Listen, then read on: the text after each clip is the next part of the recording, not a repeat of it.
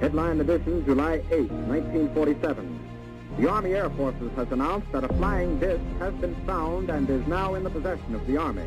Army officers say the missile, found sometime last week, has been inspected at Roswell, New Mexico. Join the stars of the Ancient Aliens TV show. David Childress will guide you through the evidence left behind and the secrets being guarded from mankind. Have artifacts been left on other planets? Mike Barra will take you to other worlds and explore the truth about the secret space program and the lies NASA tries to hide. What does the UK government really know about UFOs? Former Ministry of Defense UFO investigator Nick Pope will present the real X-Files. Join Grant Cameron, who will provide detailed disclosure plans the world governments are working to. Or will mankind make contact first through our collective consciousness? One of the world's leading female researchers, Paula Harris, will share incredible testimonies from leading whistleblowers on ET contact and what's next for our world. It's time to believe and raise consciousness.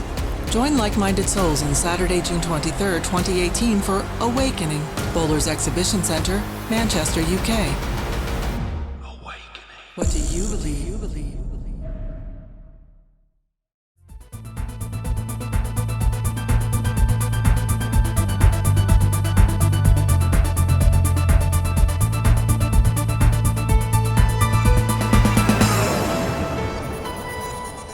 Broadcasting from the UK and across the world online.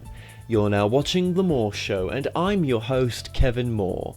Now, for the next hour, I'll be covering subjects that will open up your mind and provide you with information you may have never heard before. Now, on today's show, I'm about to be joined by my guest, Dr. Irena Scott. Now, Dr. Scott received her Ph.D. from the University of Missouri in physiology. She did her post-doctoral research at Cornell University and worked for the Defense Intelligence Agency and the Aerospace Center in satellite photography, and was a volunteer astronomer at the Ohio State University Radio Observatory. Now, her publications include books and works in scientific journals, magazines, newspapers, and she was a correspondent for Popular Mechanics magazine. Now, she served on the MUFON Board of Directors from 1993 to the year 2000 and is a MUFON consultant in physiology and astronomy and a field investigator. Now, she joins me today to discuss her latest book, UFOs Today, 70 Years of Lies, Misinformation and Government Cover-Up. Dr. Irena Scott, welcome to the show. Thank you. It's beautiful to have you on, Irena. And now this is to do with your books, well, your book, shall I say, your book, UFOs Today, 70 Years of Lies, Misinformation and Government Cover-Up. Now, I just want to say this, it was Philip Mantle who put us into contact, which I'm really grateful for, because this is an interesting book. Now, obviously, you've got a doctorate in background. You've been teaching as well. How did you get into UFOs? I think I was sort of like born interested in astronomy. I can remember wondering about the stars when I was practically a baby. And I had always been interested. I majored in it in college, but I couldn't get a job because the jobs I applied to were male only, and they wouldn't even give me a application or anything. So I went into other fields of science, but I always remained interested in astronomy and in all parts of it, not just the stars, but everything, including UFOs. Yeah, and from having interviewed a lot of people in this field as well, then obviously being a woman and being in this field, that presents some of its own challenges as well, doesn't it? It sure did, because I didn't get in it. No. I mean, how long have you been in this field for then? Of UFOs? Yes. I was always interested, and later I joined several groups and started investigating and that sort of thing. Right. So I mean, are you retired right now, and if so, is this your main sort of focus? I'm retired from my 8 to 5 regular jobs. I'm still working a couple of part-time jobs, and it's my main focus right now, although I'm working on some other books too on other subjects. But this is your first book in the subject of ufology. Uh-huh. Okay. Why do you think it took you so many years to do this first book, or did you not have any interest in publishing a book in one sense? I had joined several groups, and I was investigating and writing things up, and I was an editor in a couple of groups, and so I was investigating and writing up the sightings and everything. And after a while, I had a whole lot of sightings written up, and I looked at it and I thought, there's a book there, but it took me quite a while to organize it and figure out how to get it in shape for other people to read. Okay, and what other researchers have sort of influenced you in this field, and do you study other researchers' work as well? I've been the most interested in the ones that did scientific studies, and I worked at Battelle Memorial Institute for a while. It is a very large institute that does a lot of scientific work. It's developed the Xerox and the CD and worked on a lot of metallurgy and manages big labs like Hanford and things. And they did a really good study in the early 1950s of UFOs, and it was a statistical study where they used the information from Project Blue Book and studied the phenomena from several angles and came up with positive results that would have stood up in a scientific paper. And I thought that was really interesting. Yeah. And it was called Special Report 14. And another one I followed was Dr. Harley Rutledge, who studied a flap or wave in Missouri in 1973. And he was a physics professor and a skeptic, and he heard about all these UFOs, so he decided to go out, and he planned to disprove the whole thing in like a day or a week or two, and started actually investigating. He set up a study area and had people out at different posts in the study area with a whole lot of equipment and started watching the UFO phenomena in real time and tracking things going by as they actually went by and that sort of thing. And he changed his mind about that they didn't exist, and he didn't prove anything in 2 weeks. He spent the rest of his life working on it and published a book called Project Identification, which is really good and studies the phenomenon in detail. Is there any more recent researchers that you've sort of come across as well, that you've studied their work and you're like, yeah, that resonates a bit with me, or you know, that's some good research that's been done there in one sense? I kind of followed I've written a lot of scientific papers, and I sort of was the most interested in studies that looked like they would be publishable in scientific journals. There's a whole lot of research going on, and it's collecting observations, which is real good. Yes. But sometimes I don't think just an observation would do very well in a scientific paper, and I guess I sort of looked at them from that direction because it's sort of my profession was in science. Right, of course. Yes, because what was so your degrees are science-based degrees? Yes, Right, okay, that's pretty impressive. All right, and well, we're going to come back to that. There's a reason I've brought up your degrees for. We're going to come back to that. Now, in your book, and again, this is one book of probably many more to come right now. UFOs Today, 70 Years of Lies and Misinformation. Now, the book's coming up on the screens, and the links to the books are in the description below as well. Now, why 70 years of lies and misinformation, do you think, on something that does not exist to the government? Well, that's my question. If it doesn't exist, why are they seem to be going to great effort to cover things up?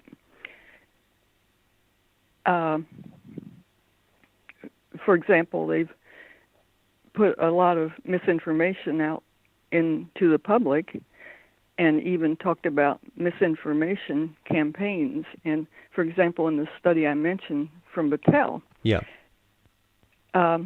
it didn't make the newspapers or anything. It just was kind of ignored, and the government said they didn't find anything when they actually did.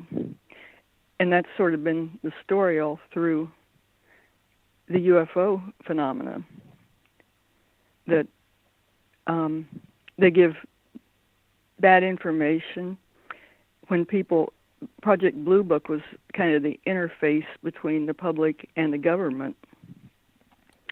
And in many cases, they would just identify things and explain things to people that just weren't anything like the actual observations. No, that's so true. And but we're not. I mean, obviously, I'm from England. You're from Ohio in America right now. This isn't just a USA government cover-up. This is a worldwide government cover-up. Is that right?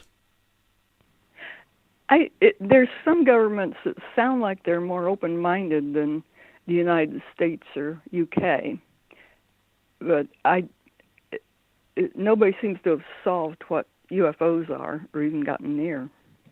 But I think the governments probably have more information than civilian people. Right. Yes, of course. Now, for us, well, for some people out there that may not have come across some of these cases before, let's just go straight to Kenneth Arnold, and just tell us about the Kenneth Arnold event and what happened there as well. He was a very good pilot, a very credible observer, and he had a lot of experience flying around the mountains around Mount Rainier and the coastal area, the northwest coastal area of the country. And one day, June the 24th, he was flying and he saw these unusual objects. And he was a very scientific observer, and he knew his place and he knew where the mountains were, and he timed them. And he timed them much faster than anything could fly at that time. So when he later reported them, and he had real good observation, had seen them and had an idea of what they looked like, which wasn't like anything flying at the time. And it really hit the newspapers all over the country. And at that time, it was interpreted as it was first interpreted as maybe from another country, but people began to interpret it as from another planet too. And that appears to be around the time the cover-up began, but it might have been going on even before that. Yes, and I mean that was a famous case, wasn't it? That was a really famous case back in the day. Now, just so people know, your book, it sort of starts from I've started off from Kenneth Arnold, but obviously, it goes from the 40s, the 60s, the early 70s, the late 70s, the 90s, and obviously most recent ufology as well. So it's a great read for anyone that's just starting out in this field, and also for other people that have been in this field for a while. It just looks at them from a different perspective as well, and there's new evidence, whether it's in this book or your newer book that you're going to talk about as well. But you got some exclusive interviews in this book as well, didn't you? Yes, I do. Mm. And what's unique is I also worked at some of the main places where they're known as investigating UFOs too, which is a lot different from most other authors. Well, that's pretty cool. And what were some of those bases that you worked at, or government buildings that you worked at?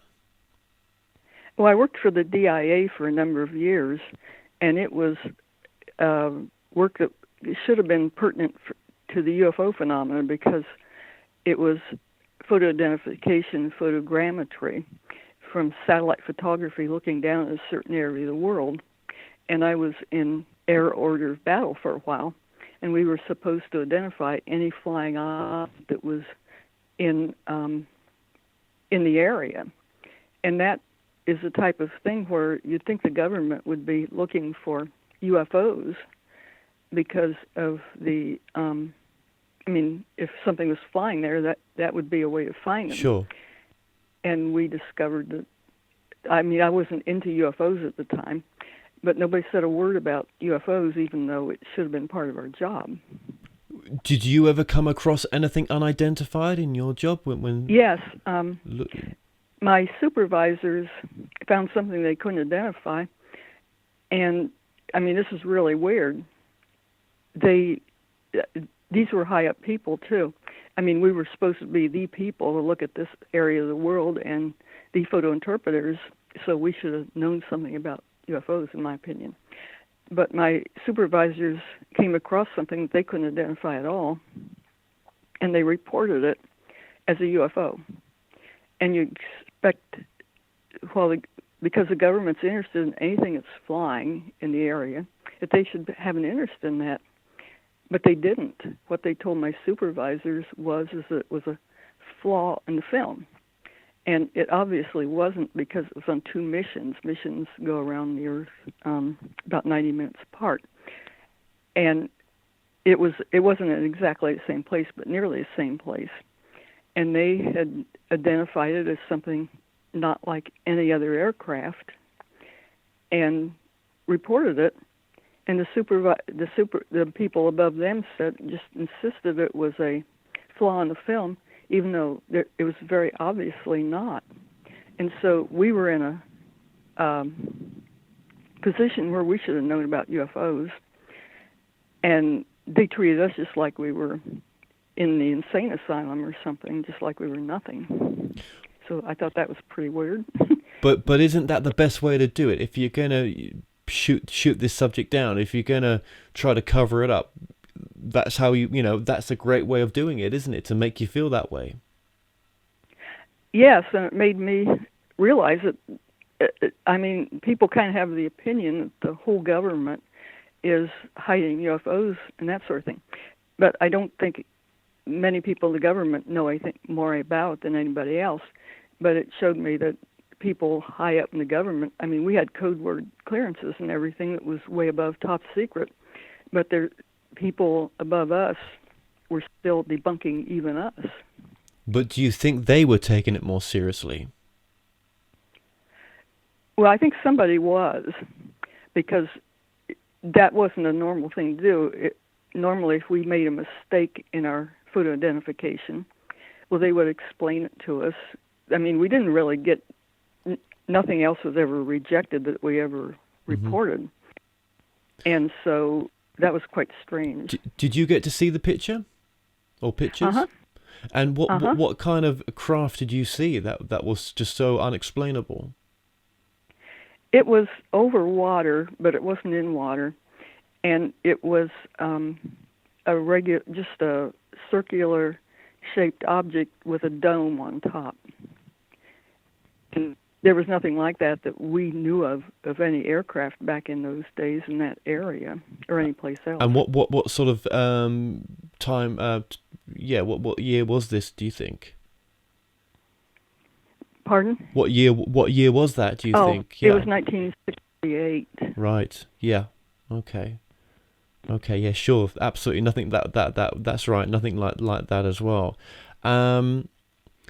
Okay. Now, just going back in some chronological order here in your book to we won't give too much away, but I mean, obviously you cover the UFO crash accounts, yeah, and the most famous UFO crash account is obviously the Roswell account. What's your take on what happened at Roswell? I don't know. We introduced some new witnesses in the book. It was a deputy sheriff and a sheriff who were going from Big Springs, Texas to Roswell, and they heard on the police radio that there was a crash, and apparently they knew their way around the area and found it and reported that there was a object that was about 100 feet in diameter and bodies that were being lifted by a lift onto a truck. And then military people told them to leave, and they did. And they didn't discuss it afterwards because nobody had heard of Roswell or anything at the time that they knew of. And we didn't think of it as proving or disproving or anything else about Roswell. It was just something that came to us at a video interview with the man, with the deputy sheriff. And we looked at it and decided to put it in the book just to find out if we could collect any more information about it. The man said he thought it was the Roswell crash. And so we just put it in the book as information. It wasn't a big part of the book or anything. Right. Where did the video come from? It came from an investigator who interviewed him, and everybody's dead. We put it in the book to try to find out if we could find anybody, and Phil Mantle talked to a relative of the man who said he was very honest, and we found some other relatives, and I don't think he's been able to contact them very well. There were a lot of holes in the story, too, which I discussed in the book, but we were just kind of looking for more information. Do you think they gave a bit of misinformation mixed with real information out in that interview? Do you know what I mean? Do you think that they were not allowed, even, as old as they were in the interview, to even talk about it, even then, really, too much? But to a point they were. No. It was an older man. He seemed to be in good shape. Right. But he might have seen a crash too, but we don't know if it was a Roswell crash. And his memory could have been foggy too about what he was talking about, because it was quite a bit later. Yes. Well, one of the great Roswell investigators I met, who's done some great books on the subject, is Donald Schmidt. Yeah, the day after Roswell. No, not the day after Roswell. Witness to Roswell. No, the day after Roswell. Actually, that's Colonel Corso. Oh, yeah. Yeah, but I can't remember what Donald Schmidt's books. Well, yeah, but you never have you ever come across Donald Schmidt as a investigator? I've talked to him. Yes. I don't know him though. Right. Yeah, you have talked to him. Yeah. Yeah, actually, Colonel Corso, the day after Roswell, I mean, there's a guy that, apparently, back engineered the technology, into companies that were working on something, well, not similar, obviously, but were able to, give us some of the technologies that we've got now from the Roswell craft. Lasers, night vision, etc. Yes, and I don't know about that. I knew a person at Wright-Patterson, the Wright-Patterson archivist, who was supposed to look for advances that came from looking at Roswell artifacts, and he said he didn't find anything. But I don't know if that's true or not, because he was working for the government. So it was his. So let me just get that right. You knew someone at Wright-Patterson Air Force Base who you got to interview or got to speak to in regards to whether advanced technologies are come into them. Uh-huh. And he knew nothing about that. He said he investigated and looked through all kinds of papers and documents at Wright-Patterson and at base in Alabama and several other places. He showed us around Wright-Patterson and told us a lot about the history of UFOs, and even invited us to some meetings about UFOs in a secret area. And he said he didn't find anything. And so I don't really know. I mean, there were a whole lot of advancements that came about right after Roswell. That's right.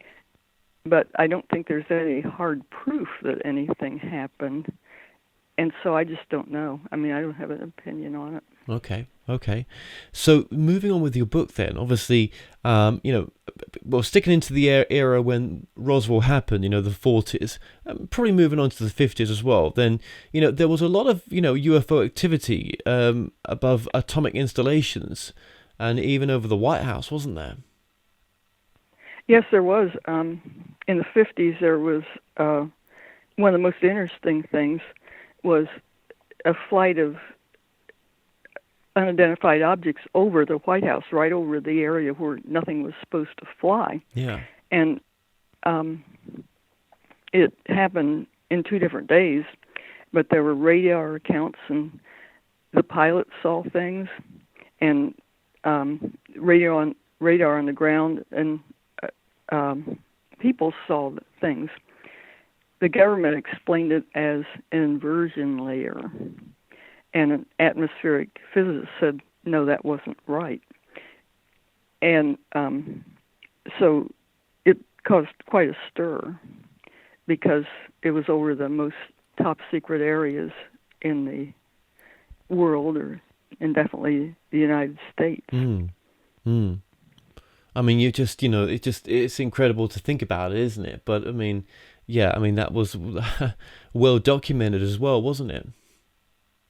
And what was interesting is that they didn't scramble the jets to look about it until several hours later, which was pretty funny because you'd think they would have jets right up there looking around. Yeah. And I interviewed the family of one of the people that flew in the jets, and he said he told his family that they were told that they were Russian, that they were supposed to look at, and not that they didn't tell him they were UFOs, and that was interesting. That sounds very familiar, doesn't it? Absolutely. And because you've got to meet some of these people, family members as well, it must be pretty overwhelming for you sometime when you meet these people that, this is their truth. This is what happened to their family members, or actually, first-hand accounts. And, people, there's not all these people lying, is there? This is their truth, and you can't take that away from them, can you? That's what's interesting is that they always say these people are crazy or have propellers on their head and things like that.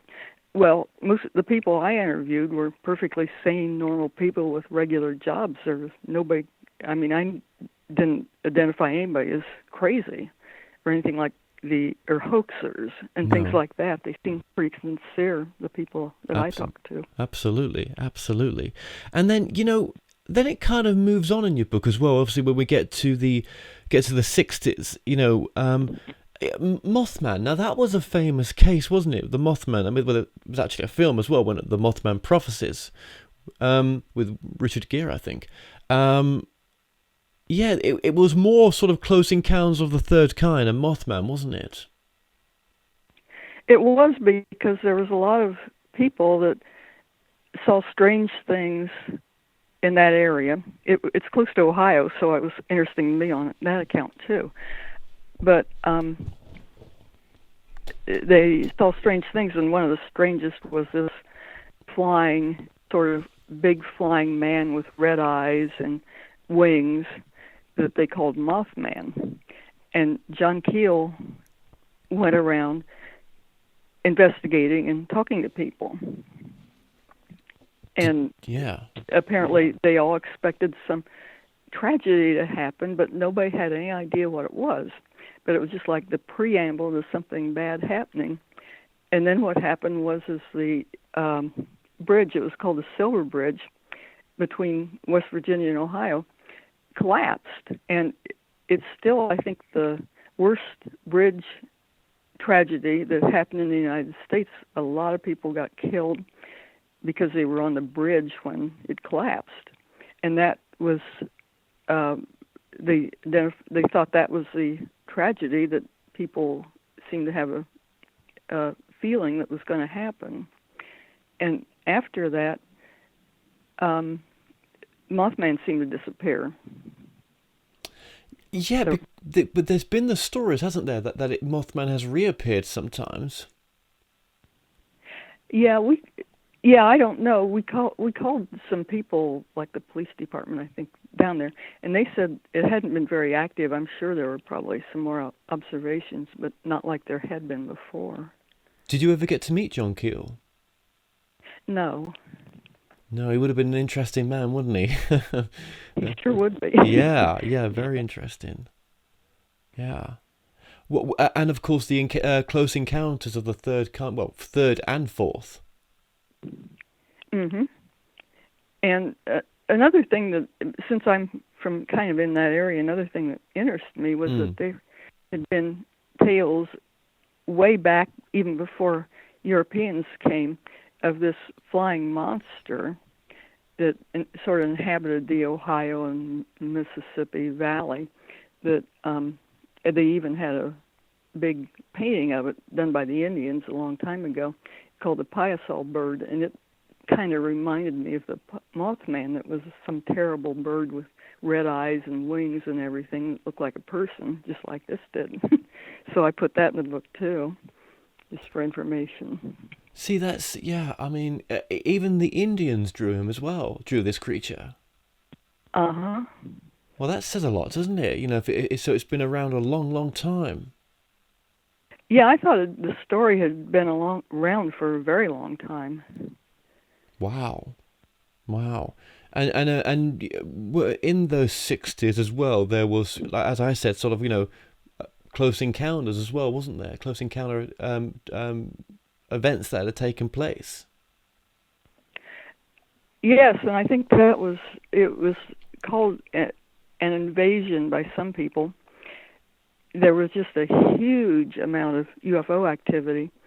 And one thing I investigated, and I still am, is that in 1973, I was living in Missouri, and I received a phone call from my parents in Ohio, which is quite a distance away.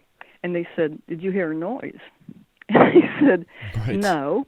And I told my mother, we had agreed that, if we thought she was going senile, to let her know. And so I told her to go to the insane asylum, as a joke. But later, I remembered it was in October, and I moved back to Ohio, and I always wondered about it, so I started looking up things, and I found that there had been a sound on October the 11th, a big sound that had covered a huge area of the United States, like 1/4 of the United States, just a huge sound. I think that's what my mother heard. And I'm still investigating that is stretch. And at the same time it happened, that 1973 flap just happened too. And even there was a abduction right at about the same time of the sound, the Pascagoula abduction, and people just at the same time as the sound suddenly began seeing a huge number of UFOs, and in the weeks afterwards there were the most UFO sightings ever reported at one time, and the sound was one of the largest recorded in the world, aside from that Krakatoa volcano. So I'm still doing some investigation on that, but it seemed pretty weird. God, Nobody that is knows about pretty the weird. sound. Everybody knows about the flap, but I'm Yeah. investigating the sound too. And that's in your book as well. You go into more detail in the book as well about that. I went into more detail, and I'm still investigating also. Right. Okay. Now, is there a website for the book, Irene? Well, the website is the one on Amazon.com where it's sold, and I'll have to give you the website. I don't remember the address right this second. I think it just put in Irena Scott, and maybe you get it irenascott.com or something. Okay. Oh, do you okay? Do you have is that your website, irenascott.com? I think so. I don't. We just made it, and I don't remember the address for sure. But the Amazon.com. There's a section on my book, and then there's a section on authors, and that tells about it too. Okay. Well, I'll tell you what. We'll link your website. We'll link the link for the book. Sorry. Below in the description of this video as well, which will link to Amazon.com. So we'll put that link in there. So, okay, thank you so much for what you've taught us so far. Let's just move this on just a little bit then. Obviously you cover the late 70s and the 80s. Now, what was going on, in the late 70s and 80s? Was it more close encounters of all three kinds in a sense? Well, that was when Dr. Rutledge did his study in the early 70s, but it continued on, and it sort of showed that a wave actually occurred because all this activity occurred in the early 70s, around 1973, and then it drifted off, and there was less activity from then on. There seemed to be kind of a flap in about 1975 of missile sites seeing UFOs. There seemed to be like sort of a survey of the country's missile sites or something, where UFOs were seen above several missile sites, and even there were reports that they affected the computers and the guidance systems of the missiles. Yes, that's been heavily reported, hasn't it? And how they've even activated the missiles and then deactivated them just at the last minute as well. The one I remember the best is that UFOs had been over this missile base, and they found that the targeting coordinates of the missiles had been changed. Wow! Oh my gosh! Yeah. And you think of the technology it would take to do that as well, to be able to just tap in, back in those days as well. Yeah. We wouldn't have. I don't know if we would have the technology to do that now, but I don't think there's any evidence that we did back then. No, definitely not. And of course, moving this forward as well. I mean, what was the sort of highlight for the 90s with the evidence that you've collected as well?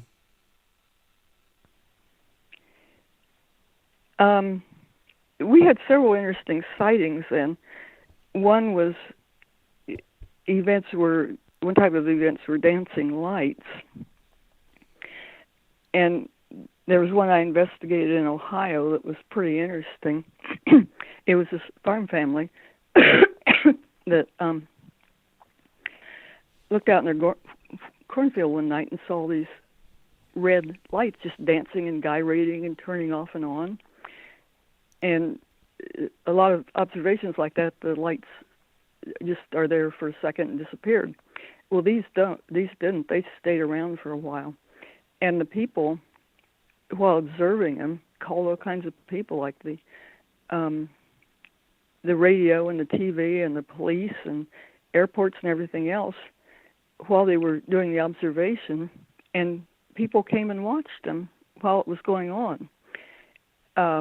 Like some of their friends, and even the police dropped by and watched them, and nobody had any idea what was going on. And later, two airplanes began to sort of fly over the area in a grid pattern, but they had no idea where the airplanes came from, although they had called all kinds of authorities and reported them. And the lights seemed to be kind of interactive because, for example, one followed a car along the road until it almost got to the house, and then until the car did, and then the object flew away and stopped following it. And one of them flew up and followed an airplane, too. And so this was a pretty interesting observation because it had all kinds of witnesses, and it continued going on, and nobody knew what was going on. We'll look at yeah, absolutely. When you look at the Phoenix Lights as well, that was witnessed by many people as well, wasn't it? Uh-huh. That was a big case. That was a big case. Well, thank you for sharing your cases so far. Well, that kind of leads us into where we are today, in the sense. I mean, where is ufology today, do you think, and with sort of sightings and the sort of smoking guns? Well, the Roswell case seemed to be prevalent, but there's a lot of different ideas on it. It appears that something actually happened because, for example, that something was actually sent, because there was a radio reporter from Roswell that was giving on air while Roswell was sending an airplane of material to Wright-Patterson, and the radio announcer stopped right in the middle and announced that he had just called Wright-Patterson, and the airplane was on the way there. And that's pretty hard evidence that there was something on an airplane, and they took it to Wright-Patterson, which seemed rather concrete to me. I live in Ohio, where Wright-Patterson is, so that's why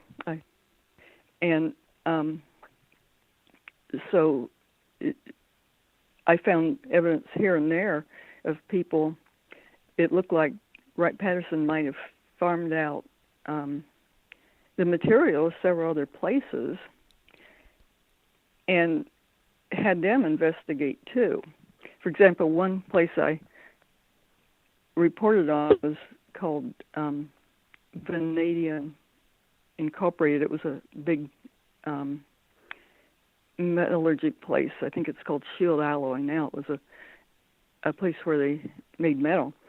And it was a scientist reported to me, his father was working for the company, that they received some kind of material and they were supposed to study it. And they found out that they refused to study it unless they had some more information about it. And I think they first identified it as a meteorite, and then later they said it might be material from another world. And it was like just dirt with some material in it. And I think he said they found it was sort of a crystalline substance, and I think he said boron. He listed several metals that were in it. And another place was Temkin roller bearing, and this was in Ohio, and it had the hottest furnace maybe in the country or the world. And there were stories that something came from Wright-Patterson to there, and we talked to a truck driver, to his family, who said he conveyed something to the company, and they tested it out in this real hot oven, and the hot oven wouldn't do anything to it. And so we just had stories and anecdotes that Wright-Patterson had sent material to several other places, such as Battelle Memorial Institute and several of these other places. But at that time, nobody had heard of Roswell, so they just investigated and reported, and it didn't come together to anybody until later after they heard Roswell. What does your intuition tell you about Roswell? What's your gut feeling say about it? Well, because of that airplane flight, I would think something happened. And also, I was at Roswell, and I talked to the daughter of the person that made the radio announcement about that they'd found the Christ disc. And she said the higher-ups told her father to make the announcement they'd found this Christ disc. And then later the higher-ups said, well, nothing had happened, and it sounded like something had happened because of the radio report and things. And so there's been an awful lot of investigation, but I don't think anybody's really found out exactly what happened, except there appeared to be a cover-up pretty fast, whatever it was. Well, you think of the intelligence of some of the people that were there and the kind of readiness that was there as well. It was not just any old base, was it, that was based there? No, it was the 509th, and they were a very, very elite, trained group of military people, because they were who dropped the bombs on Japan, which, was very high up in the elite, and they should have known all about everything about government secrets and had clearances to know everything. And apparently they couldn't, according to the story, they couldn't identify a balloon. I mean, a balloon landed, and they thought it was a UFO. So that's kind of funny. Absolutely. They wouldn't be able to identify it. I mean, it makes, yeah, of course. I know it's just crazy, isn't it? It's just crazy.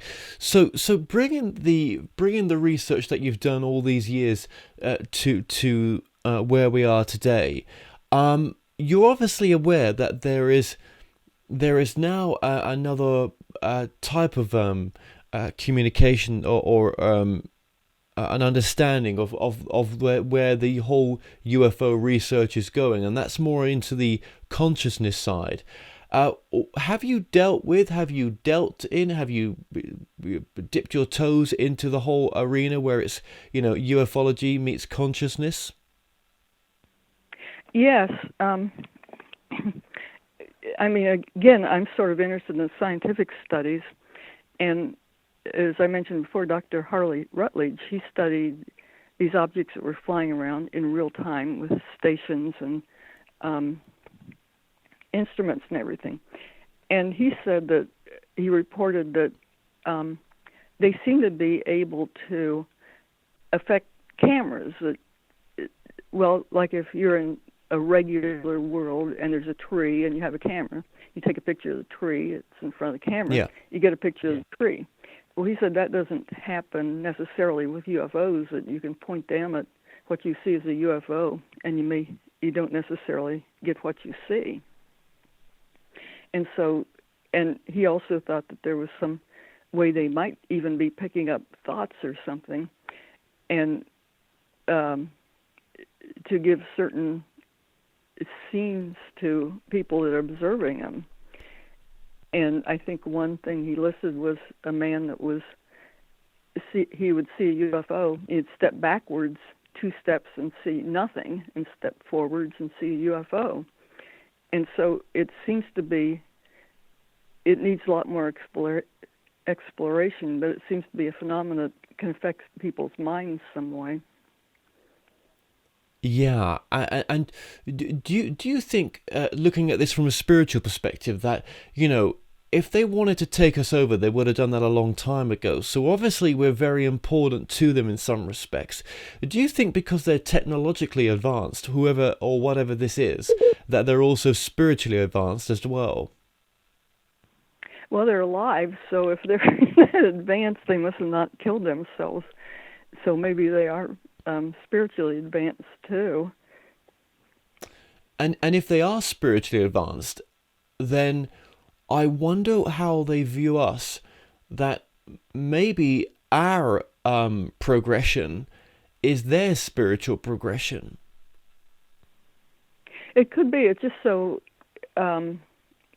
it's just so complex. I mean, people have always thought, well, maybe these are craft from another planet, and it may be much, much more complex than something technological like craft from another planet.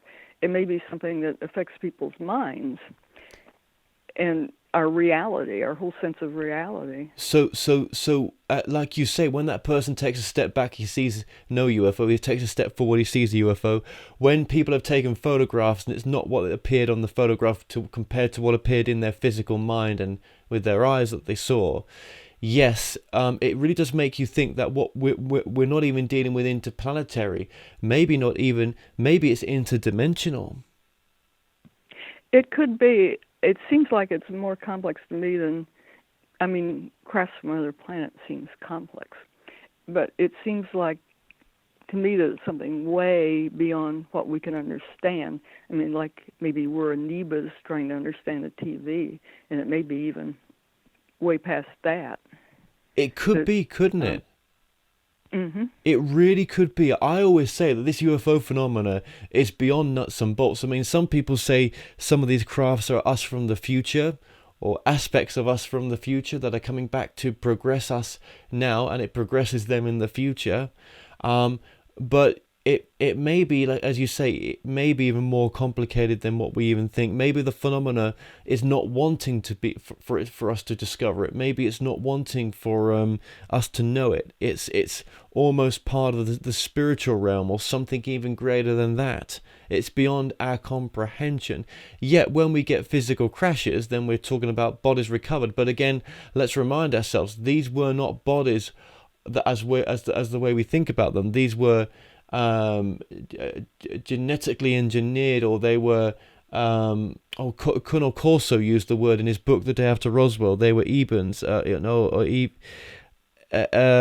I can't remember the word. I'm so tired right now. This is 1 o'clock in the morning my time. So, but yeah. But my point is, they weren't the creators of the crafts. They had sent these beings, genetically altered beings, so that they could fly these craft, and also fly interdimensionally or in long distances.